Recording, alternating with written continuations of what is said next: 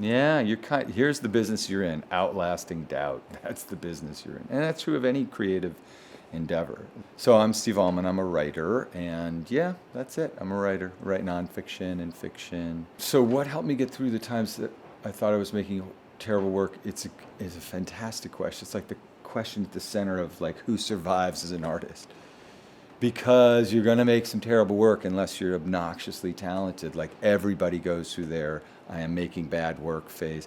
So there are a couple things that protect you. One is that you are arrogant and don't realize how terrible your work is. So it's like your narcissistic shield.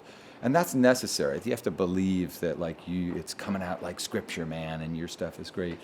And then the world like tells you that it's not in various ways. And then you have to be kind of stubborn about learning and sort of humble, but also stubborn.